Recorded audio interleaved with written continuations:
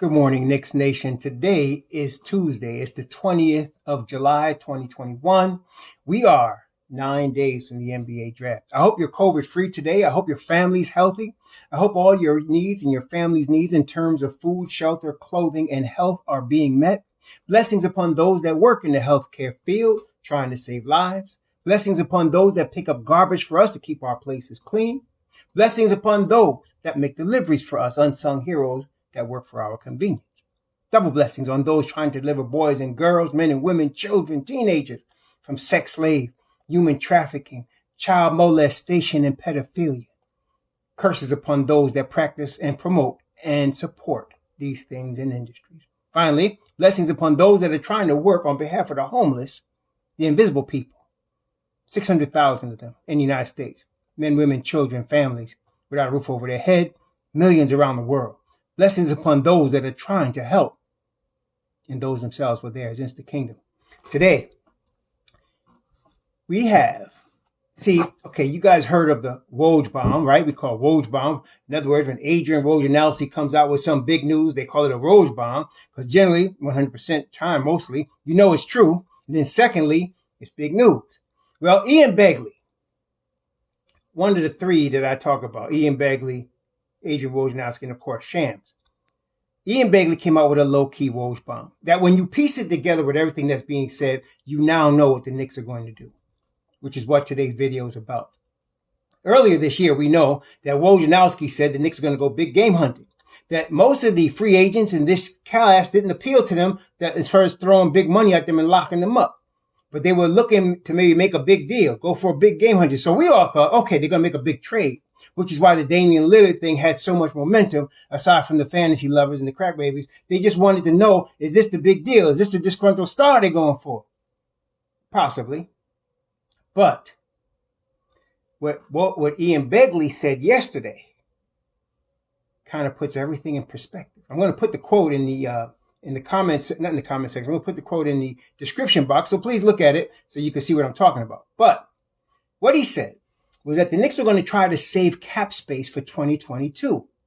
And that makes perfect sense. With the class of NBA players, superstars coming out in 2022, you definitely want to be a part of that in 2022. But that, when you step backwards from that, when you work backwards, it leads you to certain conclusions that the Knicks are going to do. Number one, they're going to probably keep their 19th and 21 pick. Probably. The reason I say that, if they trade up, it's going to be for one player. The reason I say that is because at 19 and 21, you're only going to pay $2 million for each player, right? Like 2.2, something like that. So they're low cost. And as we have already discovered, we at Knicks Nation are ahead of the game. So we already know Trey Murphy III is on their radar and he should be the 19th pick. As a matter of fact, I was thinking about this. We were talking about, should they take the guard first or should they take Murphy first? And I came up with something yesterday. CBS Sports comes out with the dumbest draft. Some of the dumbest mocks. And that's what kills me. Them cats get paid good money on a big platform on CBS to come out with some stupidity. But anyway, yesterday they came out with their latest mock. And I look at it to see who they're getting the Knicks picking now that we don't really need. We haven't really looked at. We don't really want. But anyway, yesterday at 19, they actually had the Knicks taking Trey Murphy. Of course, at 21, they had us taking Kai Jones. Ridiculous. Especially when Jared Butler, in their mock, Jared Butler and James Springer, well, Jared Butler was on the board. James Springer was going to be taken by Atlanta, according to them. Which gave me the idea that, if you get to 19 and both of those kids, Butler and Springer, are on the board, and you're going to pick again after Atlanta, you might as well take Trey Murphy, because then you're going to get one of them at 21, right? Because Atlanta can only pick one of them, so you can get one of them at 21. So that I could see as a strategy. So it leads me to believe they're probably going to attempt to keep both of those picks. It also makes sense now why they're going so hard after Colin Sexton. They're not trying to sign anybody to big money this year, unless it's for a 1-year deal for the cap space. So now that changes who we're looking at. I can tell you, we can forget Duncan Robinson. You can forget Norman Powell, right? Duncan Robinson, Norman Powell. You can forget Kelly Oubre. unless one of them are willing to take a large 1-year deal. I don't think they would. I think Robinson's going to get better offers. Powell's obviously going to get a better offer from Portland. And then Oubre might take a large 1-year deal. I don't know, but I doubt it. He would probably want something more long term. So we could probably forget those guys. You're probably now looking at re-signing Reggie Bullock because he's cheaper. You're probably looking at a bench guy like Doug McDermott. Of course, he's going to be a shooter like Doug McDermott. You're probably looking at guards. Listen now. You can forget Dennis Schroeder. Forget him. He won a long-term deal. That's not happening. Then who else? You can forget Lonzo Ball. Forget Lonzo Ball. Not happening. Okay? He's off the table. But guys that would take a 1-year deal to get in New York and play and maybe become a star, maybe show himself so he can get re-signed. Colin Sexton's the biggest bang for the buck at $6.5 million. And what would you be giving up? Obi Toppin. Now, all of y'all say, I don't want to give up Obi. I don't want to give up Obi. Hey, listen to yourself. If you're Obi Toppin, you were drafted number 1 by the New York Knicks, your hometown team. I am sure now y'all got to remember the history a little bit. Some of y'all forget it. But last May, not this past May, 2020, April and May of 2020, when the COVID shut down the season, Ian Begley at that time let it be known, the Knicks let it be known they were looking for a stretch 4. We talked about that. That was the writing on the wall for Julius Randle because he was not a stretch 4 at that time. And so they were looking for a stretch 4, which is why we would, okay, they're going to trade Julius Randle to something and they're going to get a stretch 4. They're going to sign a big stretch 4. No. Julius Randle became a stretch 4, but none of us knew that was going to happen. So they drafted Obi Toppin. Okay, they drafted Obi Toppin. He was going to be the stretch 4. Julius became, as we know, All-NBA, most improved player, led the league in minutes, all of that. So now Obi was getting 10 minutes a game at that, if that. Okay? He ain't having that. Obi is 23. He's not a rookie like coming in at 19 or 20 and then got a couple of years before he could develop and he could wait. That's not him. He's 23. You got your rookie deal to make a name for yourself. Otherwise, you might go back to minimum contracts or the more, Obi got star potential. He wants to show it. So as much as I know he loves New York, I know he wants to start more, which is why he would be on the table for Cleveland. Okay. Kevin, the same thing. Kevin has struggled here in New York. Various reasons, not all his fault, but he had definitely struggled. And if he's going to go to a team that wants him, number 1, and wants to play him, get him minutes. Number 2, every player wants to play, y'all, no matter where they are. They want to play. Okay. So especially young guys. So I could see both of them going in a trade, either for Sexton or Sexton and somebody else, but they're going in a trade somewhere. I could see both of them doing that, because of that. They both want to play, man. Okay. Kevin's coming already into his 4th season. And he don't know what's going to happen with him. He needs to play to show his value. And he's not guaranteed that's going to happen here in New York. So I can see Obi and Kevin moving on. Not just because the Knicks gave up on him or because the Knicks don't want him. They might want, if I was them, I would want to go somewhere. And if Cleveland said we really wanted Kevin Knox, and he's going to get a chance to get some minutes there, even if he's not going to start, he gets some minutes, consistent minutes, that's all he wants. Obi would start in Cleveland at the 4. Okay, he had Larry Nance coming behind him. He'd be starting at the 4. All right. So there you go. So I could see that happening. So that's why they're aggressively going after Colin Sexton at $6.5 million. That kind of guy at 22. Yeah, you can't beat that. So you could get a year at him and you still got your cap space. Okay. You still got your cap space. Aside from Colin, if it doesn't get done with him, you're looking at Cameron Payne. Now you're looking at a Cameron Payne. You're looking at a Devontae Graham. You telling me both these guys restricted. You telling me if the Knicks offered them a big contract, 1-year deal, 17, 18 million, 1 year, they're not going to take it? See what I'm saying? So That's what I'm talking about. That's what you're talking about right now. You're talking about that. You're talking about probably keeping 19 and 21 and go ahead and drafting them two kids because those are game changers for us. Now you got Butler. You got Trey Murphy. Trey Murphy is probably going to be in the rotation because of his shot, because he could shoot. He's going to be in that 10-man rotation. I'm not sure Butler should, though, but I'm not sure how that would work. But now you're talking about a Cameron Payne. You're talking about a Devontae Graham. You're talking about getting a bench help, a Doug McDermott. You're talking about re-signing Reggie Bullock. That's what we talking about. Okay. And I know it sounds boring, but the Knicks are setting up with that crew. Listen, we just come out of fourth in the East this past season. And we had Elfrid Payton as our point guard. Okay. Reggie Bullock was our starting wing. Him and RJ. Right? So you bring back, even if you bring back Reggie with all his limitations, he was a really good defender, spot-up shooter, but you put a guard there that can really play. You put a guard there. Anybody I just named, Colin Sexton, Cameron Payne. Y'all seen Cameron Payne do work? He doing work in the playoffs. He doing work. Okay? He gonna get paid. Cameron Payne, Colin Sexton, and I know Devontae, I don't know if y'all forgot, it's out of something, but Devontae could do some work, especially from the three-point land. He does work. So you give me one of them and you put the same crew out there and you add a Doug McDermott off your bench in place of Alec Burks. You added Doug McDermott.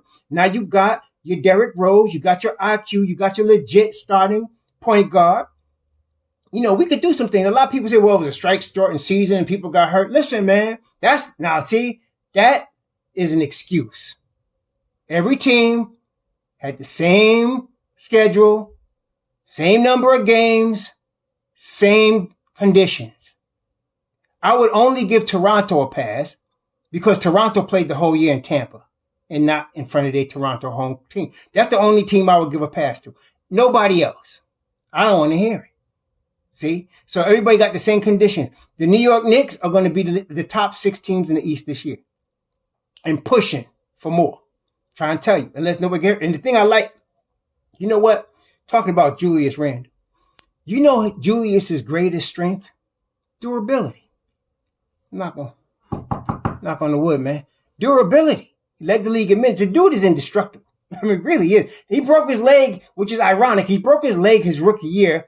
And that was kind of a weird thing. But ever since then, he's been, durable, man. Durable. That's his biggest strength. And if we could count on him, look, he's a 2010 guy. Julius Randle's a 2010 guy. Prior to last year, though, we all said, and I did too, was empty stats, like sugar high candy, like gone, But not last year. It contributed to winning. Okay. And you know why? Because now he's playing defense and he's learning to pass the basketball. So now he's getting an all-around game, which is what you saw the result.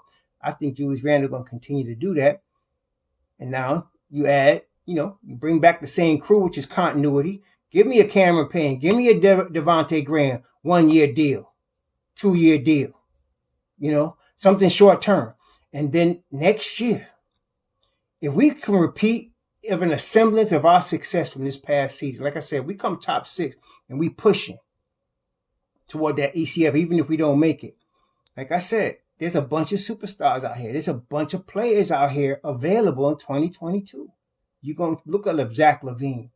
You're going to look at a Kawhi. You're going to look at a lot of guys. Well, Kawhi's hurt his knee, so I don't know what that deal is right now, but there's a lot of guys available, man. I'm just, hold on. Let me just, NBA Free Agent 2022. Let's look at this, man, because there's a lot of guys available. I mean, some guys we don't want, obviously. But there's you're talking about, again, Stephen Curry, Gary Harris, Aaron Gordon, Zach LaVine. You got guys out here. Joe Ingles, Taurean Prince is unrestricted at that time. TJ Warren, Robert Covington, Serge Ibaka. You got a whole bunch of guys out here in 2022, man. I said Zach LaVine already, but you got other ones too. Luka Doncic, you know what I'm saying?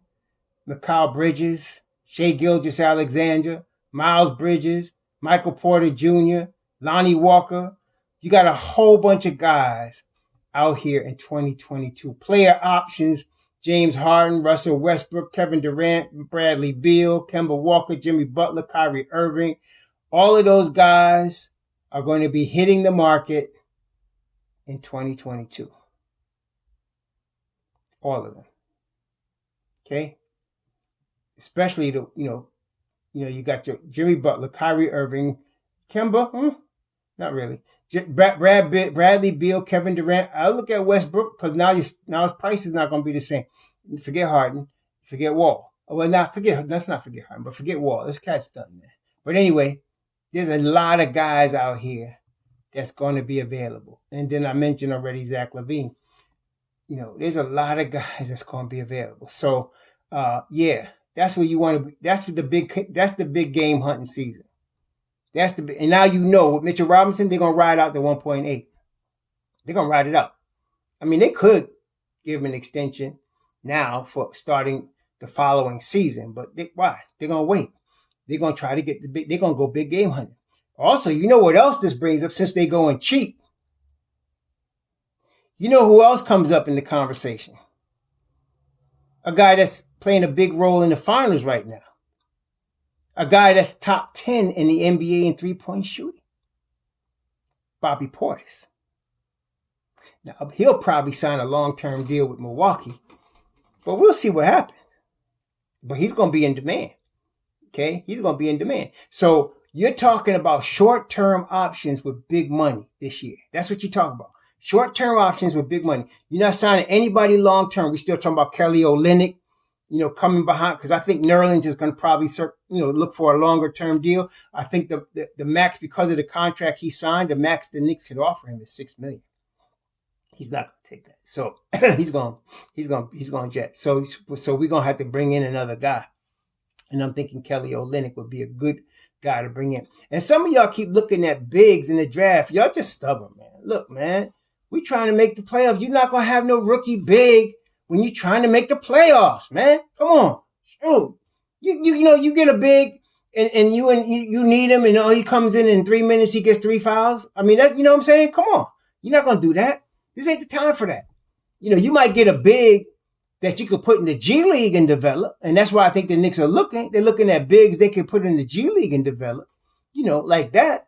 But no bigs right now. We need some wings, man. We need some people that can shoot. So, like I said, Trey Murphy, Jared Butler. But now, I don't know what they're going to do. And this is another thing. You take the 58th pick. Talk to me about this now. If I take the 58th pick and then the 32nd pick and Dallas's 2023 first rounder, right? You telling me I can't trade into this year's first round? I mean, talk to me. I want to hear what y'all say because I think I can. You telling me I can't trade into the first round in the second half of the first round? Like I can't trade into, let's say, from 20 to 30. So like if I wanted another guy, I could get him. You know what I'm saying? If I wanted another guy, I could get him. If I wanted both, Duarte is going to be, I think Duarte is going in the top 15. I think he's got a promise to go in the top 15. And some of y'all are concerned, and I understand that Trey Murphy might not be there, but he's going to be there. If you look at all the guys that are going to be drafted for various reasons ahead of Trey Murphy, you're going to see that he'll be there. Let me tell you, like if you look at, for example, like I'm looking at Tankathon, right? So I'm looking at their mock. So look, Trey Murphy, right? He's a wing. So first, let's look at all the wings that's going to go before him. Okay. So you're talking about wings, right? So we're looking at wings. So Jalen Green, right? Obviously he's going to go before Trey Murphy. Jalen Johnson, Jonathan Kuminga, Corey Crisper. All of those going to go before Trey Murphy, right? Moses Moody, Corey Crisper, Franz Wagner, right? So you got 1, 2, 3, 4, 5, 6 guys. Keon Johnson, Book Knight, right? And then you got Duarte. So 1, 2, 3, 4, 5, 6, 7, 8, 9 guys on the wing. That's going to go before our guy, right? I mean, Green's going top 5. Johnson's going probably top 15, top 10. Kuminga's top 10. Crisper's probably in the top 12. Franz Wagner's top 15. Moses Moody's probably top 12. Keon Johnson's going to go in the top 15, top 12. So you're talking about 9 guys, right, before we get to our guy. That's just on the wing, right? So, so we're talking about, we got to get to 19, right? So now you're talking about point guard, Jalen Suggs, Cade Cunningham, Josh Giddey. So you got 3 right there. That's going to go before our guy. Davion Mitchell, 4, right? So now you got 13 guys between the wings And the point guards, that's going before our guy, right? Wait a minute. What about the power forwards? Scotty Barnes. Scotty Barnes going to go before our guy, right? So now you're talking about 16, 17 guys now, right? Scotty Barnes going to go before our guy. Isaiah Jackson might, but let's say he won't. Let's look at the center. Then you got Evan Mobley, Alperen Sengun. Both of them going in the lottery, right? So now you see what I'm saying? You got about 18 guys already. That's before our guy. Okay, so we're going to have opportunity to get Trey Murphy at 19. I'm only concerned with not picking him at 19 because somebody might pick him after us if we wait, like Atlanta. If we wait between, even though Atlanta got a billion wings, they might mess us up, so we should probably take Murphy as soon as we can at 19. And then we got one of the two, Butler or Springer's going to be available at 21. So we'll be able to get our guy. Okay. After that, I don't know, but I'm thinking if they wanted another first rounder, they could package 32, 58 and Dallas is first and they can move up. They could go get something if they want something early, if they want something else. But I'm saying at 19 and 21, those are low cost game changers. They're low cost game changers. See? So I think Ian gave us the blueprint now. So we're going to go cheap this year like we did last year, but we're going to probably get a better point guard this year. That's basically what we're doing. We're going to go cheap. We're going to get a better point guard and we're going to probably get another shooter on the bench. So you're probably going to go, look at a Doug McDermott. Some of you guys mentioned, what's this boy's name? Taurean Prince. Taurean Prince is a good player. I'm not saying Taurean Prince is no scrub. Taurean Prince, though, I don't think what kind of shooter is Taurean Prince? Let me see. Let's take a look. Let's take a look and see what kind of shooter Mr. Prince is. Taurean. Let's see Taurean Prince. Okay. He is a career 37%. Oh, that's not bad. I like 37%. Last year, he was 40% from three. Okay, that's not bad. So we could put Taurean Prince in there. Maybe I'll do a video on him. So we got, like I'm saying, we could do some low-cost options off the bench. Taurean Prince or Doug McDermott. We could get a couple of them. We got our Reggie Bullock probably coming back. Probably going to let Alec Burke walk. Probably going to let Nerlens Noel. Probably 100% Nerlens Noel ain't coming back for no daggone $6 million. So he going to walk. And then we're going to probably have to get a Kelly Olynyk or somebody in here. But I like that team, okay? And if you give me a Devontae Graham right now, I'm good with that. Or you give me a Cameron Payne. And those are the backups because we're looking at Colin Sexton, okay? If we can swing a deal for Colin Sexton, see, Cleveland better jump on this deal or we moving on. Go get what you could get. If we giving you 2 first rounders, which is Obi and Kevin, I'm not giving you no picks. You know what I'm saying? We giving you 2 first round picks. That's Kevin and Obi. 2 lotteries. Okay. That you liked. So if you want a future pick, we'll throw in the Dallas 2023. But I want us to keep our 19 and 21. It's very important now because we're going low cost. We're going development. We're looking big game hunting in 2022 and we want to still be competitive right now. And I think we can accomplish that. I told y'all we could do that. Leon and them are slick, man. I'm trying to tell you. Leon playing chess. Them cats are smart. I'm trying to tell you, these guys are smart, man. I am so happy to have a competent front office. You don't know how long it's been since we had a front office that know the heck what they doing. So, yeah, we good to go. We're good to go. And I'm good with, as obviously y'all know, I'm good with Tom Thibodeau. So that's the deal, y'all. Forget the big contract. I'm not even sure if Lowry's going to be on the table. I'm not sure if Lowry's going to be on the table. I mean, they could sign Lowry.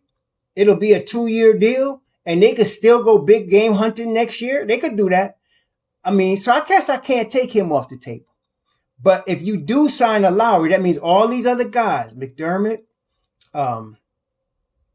Taurean Prince, which is probably going to be the case, they're going to be 1-year deals.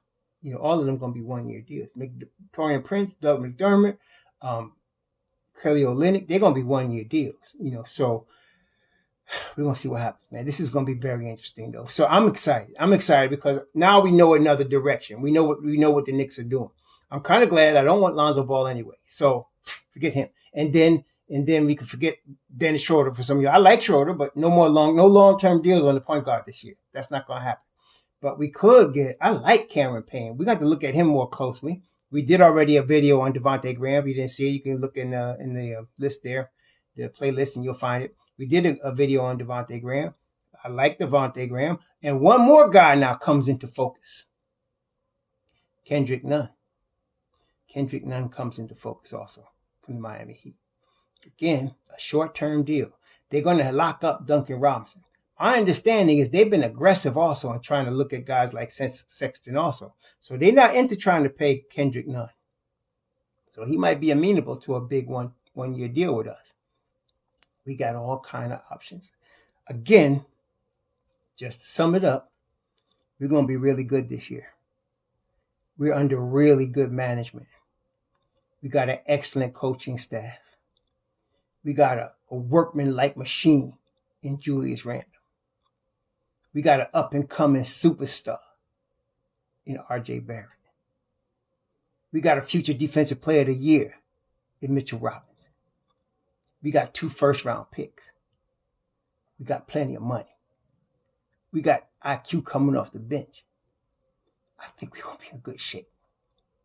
Y'all enjoy your day. Shalom.